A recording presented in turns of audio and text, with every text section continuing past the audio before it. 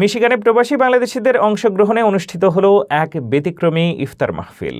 সহস্রাধিক মানুষের উপস্থিতিতে ভ্রাতৃত্ব, সম্প্রীতি আর ঐক্যের এক অনন্য দৃশ্য দেখা গেল MBCH এর গ্র্যান্ড কমিউনিটি ইফতারে। বিস্তারিত জানাচ্ছেন ফারজানা আফরোজ। রমজানের পবিত্র আবহে মিশিগানের ওয়ারেন শহরে বসেছিল প্রবাসী বাংলাদেশিদের এক বিশাল মিলন মেলা। ডিকুন্ডার রোডের একটি হলে নন প্রফিট সংগঠন MBCH আয়োজন করে তাদের গ্র্যান্ড কমিউনিটি ইফতার মাহফিল। বিকেল গড়াতেই দলে দলে পরিবার পরিজন নিয়ে অনুষ্ঠানে যোগ দেন প্রবাসীরা। আয়োজকদের মতে সহস্রাধিক বাংলাদেশি আমেরিকান নারী পুরুষের উপস্থিতিতে হলরুম পরিণত হয় এক প্রাণবন্ত মিলনস্থলে। অনুষ্ঠানে প্রধান অতিথি হিসেবে বক্তব্য রাখেন মিশিগান রাজ্যের লেফটেন্যান্ট গভর্নর গার্লিন গিলক্রিস্ট। তিনি প্রবাসী বাংলাদেশি কমিউনিটির ঐক্য, সামাজিক সম্পৃক্ততা এবং ইতিবাচক ভূমিকার প্রশংসা করেন। ইফতার মাহফিলে রমজানের তাৎপর্য তুলে ধরে আলোচনা ও দোয়া মাহফিল করেন আইওনা মসজিদের ইমাম মোস্তফা আল তুর্ক।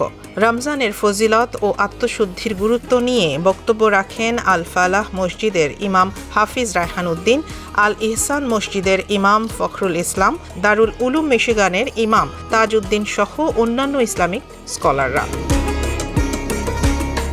এ আয়োজনে রাজ্য সরকারের অফিসিয়াল ডেলিগেটস, স্থানীয় জনপ্রতিনিধি, ব্যবসায়ী এবং কমিউনিটির সামাজিক ও রাজনৈতিক নেতৃবৃন্দ উপস্থিত ছিলেন। গ্র্যান্ড ইফতারের পরিবেশন আরও প্রাণবন্ত করে তোলে রেনেসা কালচারাল গ্রুপ মিশিগানের হৃদয়ে ছোঁয়া নাশিদ পরিবেশন।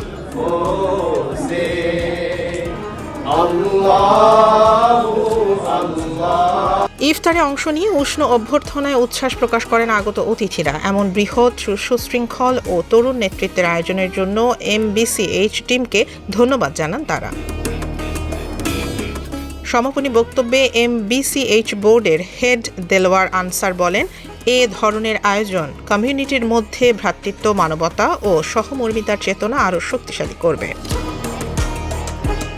এ সময় তিনি অ্যাডমিন, মডারেটর, স্বেচ্ছাসেবক, স্পন্সর এবং উপস্থিত সকলের প্রতি কৃতজ্ঞতা জানান। রমজানের এই ইফতার শুধু এক বেলার আয়োজন নয়, প্রবাসের মাটিতে এটি হয়ে উঠেছে ঐক্য, বিশ্বাস আর পারস্পরিক বন্ধনের এক শক্ত বার্তা।